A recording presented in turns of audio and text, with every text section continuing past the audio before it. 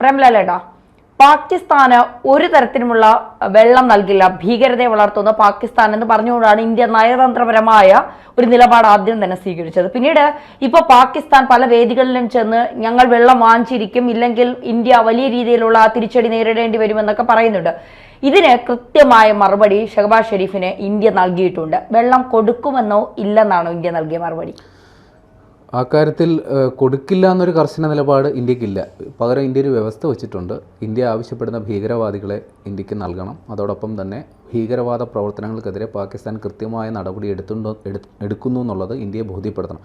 അല്ലാത്ത പക്ഷം ഈ ഇൻഡസ് വാട്ടർ ട്രീറ്റി കരാർ അത് പൂർവ്വസ്ഥിതിയിലാകില്ല എന്നുള്ളത് ഇന്ത്യ സംശയമില്ലാണ്ട് വ്യക്തമാക്കിയൊരു കാര്യമാണ്. ഇതിപ്പോൾ വീണ്ടും ഇത് ചർച്ചയാകാൻ കാര്യം, താജിക്കിസ്ഥാനിൽ ഒരു UN പ്ലീനറി സെഷൻ നടക്കുന്നുണ്ട്.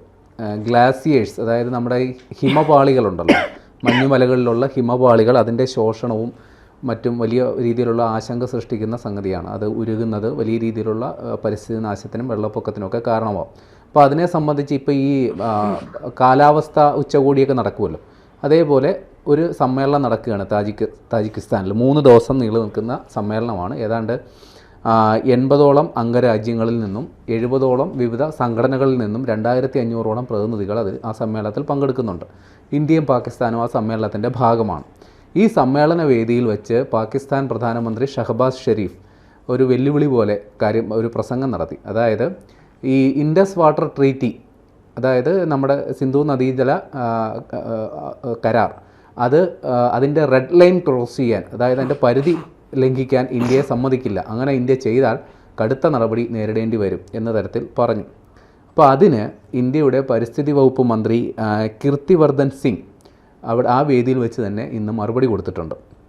അദ്ദേഹം പറയുന്നത്, ആദ്യം തന്നെ പറഞ്ഞു, ഇത് ഒരു ഹിമപാളി ഉരുകുന്നത് സംബന്ധിച്ചുള്ള ആശങ്കകൾ ചർച്ച ചെയ്യാൻ വിളിച്ചു ചേർത്തിരിക്കുന്ന സമ്മേളനത്തിൽ ഇമാതിരി ഇന്ത്യ പാകിസ്ഥാൻ സംഘർഷവും ഇൻഡസ് വാട്ടർ ട്രീറ്റി കരാറും ഒക്കെ വലിച്ചഴയ്ക്കുന്നത് തന്നെ അനുചിത്യമാണ്. ഈ ഒരു വേദിയിൽ ഇത്തരം വിഷയം ഉന്നയിക്കേണ്ട കാര്യമില്ല. അതിലുള്ളൊരു പ്രതിഷേധം ഇന്ത്യ അറിയിച്ചുകൊണ്ടാണ് ഇതിന് മറുപടി പറഞ്ഞത്. ഏതായാലും ചോദിച്ചതല്ലേ, ഇരന്ന് വാങ്ങിയതല്ലേ, അതിനുള്ള മറുപടിയും കൂടി കേട്ടിട്ട് പോകുമെന്ന് അദ്ദേഹം പറഞ്ഞിട്ടുണ്ട്. അതായത് ഇങ്ങനെ ഒരു കരാർ ലംഘിക്കപ്പെട്ടിട്ടുണ്ടെങ്കിൽ അതിൻ്റെ ഉത്തരവാദി പാകിസ്ഥാനാണ്. കാരണം 1960 ഈ ഇൻഡസ് വാട്ടർ ട്രീറ്റി കരാർ എഴുതി തയ്യാറാക്കിയപ്പോൾ അതിൻ്റെ പ്രിയാമ്പിൽ, അതായത് ആമുഖത്തിൽ തന്നെ ഒരു കാര്യം പറഞ്ഞിട്ടുണ്ട്. ഇത് ഗുഡ് വിൽ ആൻഡ് ഫ്രണ്ട്ഷിപ്പ്, അതായത് ഗുഡ് വിൽ എന്ന് വെച്ചാൽ സൽപ്പേരെന്നാണ് അതിൻ്റെ മലയാളം, ഫ്രണ്ട്ഷിപ്പ് സൗഹൃദം, ഇതിൽ അടിസ്ഥാനമാക്കിയിട്ടുള്ള ഒരു കരാറാണ്. അപ്പോൾ അതിൻ്റെ അന്തസത്ത പാലിക്കാൻ 2 രാജ്യങ്ങളും തയ്യാറാകണം. പക്ഷേ പാകിസ്ഥാൻ ഇന്ത്യയോട് ഒരിക്കലും ഒരു സൗഹൃദ സമീപനമല്ല സ്വീകരിച്ചിട്ടുള്ളത്.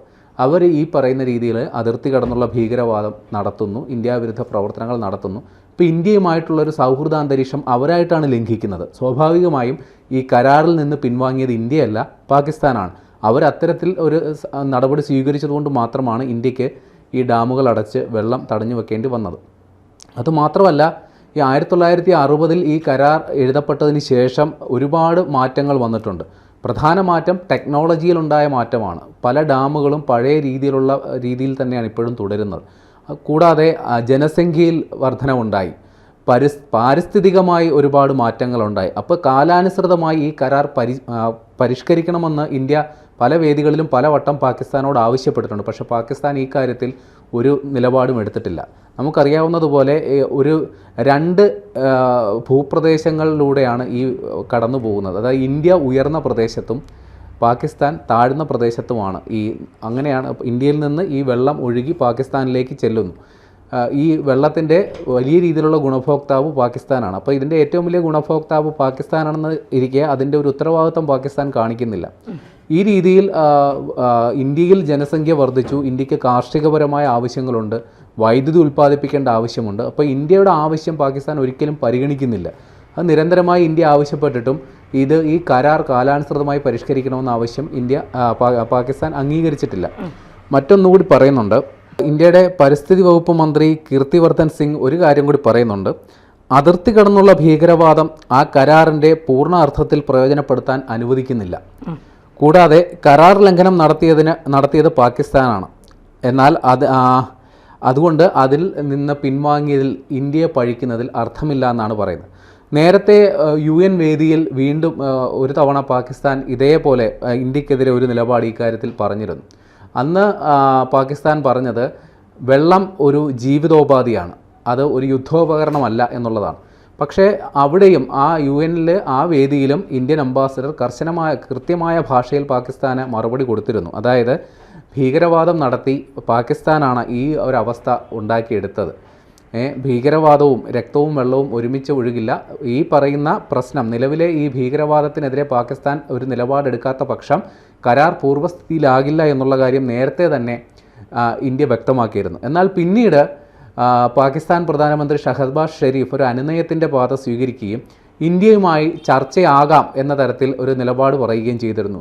അത് ഈ വെള്ളത്തിൻ്റെ കാര്യം മാത്രമല്ല, ഭീകരവാദത്തെക്കുറിച്ചും വ്യാപാരത്തെക്കുറിച്ചും എന്തിന് കാശ്മീർ വിഷയത്തെക്കുറിച്ച് പോലും ചർച്ചയാകാമെന്ന് ഇന്ത്യ പറഞ്ഞിരുന്നു. എന്നാൽ ഇന്ത്യ നേരത്തെ തന്നെ നിലപാട് വ്യക്തമാക്കിയിട്ടുണ്ട്. പാകിസ്ഥാനുമായി ഒരു തരത്തിലുള്ള ചർച്ചയ്ക്കും ഇന്ത്യക്ക് താല്പര്യമില്ല. ചർച്ച വേണ്ടത് പാകിസ്ഥാൻ അധീന കാശ്മീരിനെ കുറിച്ച് മാത്രമാണ്. അതിൽ ഇനി ഏതെങ്കിലും തരത്തിൽ ഇന്ത്യയുടെ സർവാധികാരം അംഗീകരിക്കുക എന്നല്ലാണ്ട് ആ വിഷയത്തിൽ ഒരു ചർച്ചയ്ക്ക് സാധ്യതയില്ല. പിന്നെ ആകെ ചർച്ച വേണ്ടത് ഭീകരവാദികളെ പാകിസ്ഥാൻ തടവിൽ വെച്ച് പരിപോഷിപ്പിക്കുന്ന 3 ഭീകരവാദികളുണ്ട്. ആ ഭീകരവാദികളെ ഇന്ത്യക്ക് വിട്ടുതരാൻ സന്നദ്ധമാണോ ഇല്ലയോ, ആ വിഷയത്തിൽ മാത്രമാണ് ഇന്ത്യ ചർച്ച ആഗ്രഹിക്കുന്നത്. ആ കാര്യത്തിൽ പാകിസ്ഥാൻ ഒരു നിലപാടെടുത്താൽ ചർച്ചയാകാമെന്നാണ് ഇന്ത്യ പറഞ്ഞിട്ടുള്ളത്. അതുമാത്രമല്ല, ഒരു ഉഭയകക്ഷി ചർച്ചയ്ക്ക് ഇന്ത്യക്ക് താല്പര്യമുള്ളൂ. ഒരു മധ്യസ്ഥൻ്റെ റോളിൽ ആരും വേണ്ട എന്നുള്ള കാര്യവും പാകിസ്ഥാനെ അറിയിച്ചിട്ടുണ്ട്. അങ്ങനെ ഈ കാര്യങ്ങൾ പുരോഗമിക്കുന്നതിൻ്റെ ഇടയിലാണ് പാകിസ്ഥാൻ വീണ്ടും ഈ കുടിവെള്ള പ്രശ്നവുമായിട്ട് മുന്നോട്ട് വരുന്നത്. അതിൻ്റെ കാരണമുണ്ട്. കടുത്ത കുടിവെള്ള ദൗർലഭ്യം അവിടെ അനുഭവിക്കുന്നുണ്ട്. ജനങ്ങൾ അസ്വസ്ഥരാണ്, പലരും തെരുവിലിറങ്ങുന്നുണ്ട്. കൃഷി വ്യാപകമായി നശിച്ചതായിട്ടുള്ള റിപ്പോർട്ടുകൾ വരുന്നു. അപ്പോൾ ജനങ്ങളെ തെരുവിലിറക്കുക, സർക്കാർ വിരുദ്ധ കലാപങ്ങളിലേക്ക് അവരെ നയിക്കാതിരിക്കുക എന്നുള്ളത് പാകിസ്ഥാൻ്റെ ഇപ്പോഴത്തെ അടിയന്തര ആവശ്യമാണ്.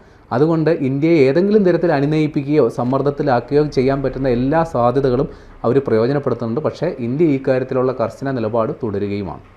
ഈ ഇന്ത്യ വെള്ളം കൊടുക്കില്ല എന്ന് പറയുന്നത് ഭീകരവാദത്തെ നിങ്ങൾ തുടച്ചു നീക്കൂ, അതൊരിക്കലും പാകിസ്ഥാന് പറ്റുന്ന കാര്യമല്ല. കാരണം ഇപ്പോൾ കഴിഞ്ഞ ദിവസം ഒരു പരിപാടി നടന്നതിൽ തന്നെ പാക് മന്ത്രിമാർ തന്നെ പങ്കെടുത്ത് അവിടുത്തെ മസൂദ് അസർ ഉൾപ്പെടെയുള്ള ഭീകരർക്കൊപ്പം ആഘോഷമാക്കിയാണ് ഒരു പരിപാടി അവിടെ നടന്നത് തന്നെ. അപ്പോൾ ഈ ഭീകരവാദത്തെ മാറ്റി നിർത്തിക്കൊണ്ട് പാകിസ്ഥാൻ മുന്നോട്ട് പോകാൻ കഴിയില്ല എന്നുള്ളത് ഒരു യാഥാർത്ഥ്യമാണ്.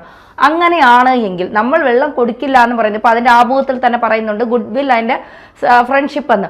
ഇതൊരിക്കലും ഭീകരവാദത്തെ തള്ളിക്കളഞ്ഞില്ലെങ്കിൽ പാകിസ്ഥാനും ഇന്ത്യയും തമ്മിൽ ഉണ്ടാകത്തുമില്ല. അപ്പോൾ പിന്നെ എങ്ങനെയാണ് ഇതിനൊരു അറുതി ഉണ്ടാകുന്നത്? പാകിസ്ഥാൻ അടിച്ചാൽ നമ്മൾ അതിൻ്റെ ഇരട്ടിക്ക് തിരിച്ചടിക്കും. പിന്നെ പാകിസ്ഥാൻ എന്ന രാജ്യം തന്നെ ഉണ്ടാകുമോ എന്നുള്ള കാര്യം വലിയ സംശയവുമാണ്. അപ്പോൾ ഈ ഒരു സാഹചര്യത്തിൽ ഒരു സംഘർഷാവസ്ഥ ഇതിൻ്റെ പേരിൽ ഉണ്ടാക്കാൻ പാകിസ്ഥാൻ ശ്രമിക്കുമോ? അതായത് പാകിസ്ഥാനിലെ ജനങ്ങളുടെ പ്രശ്നമാണിത്.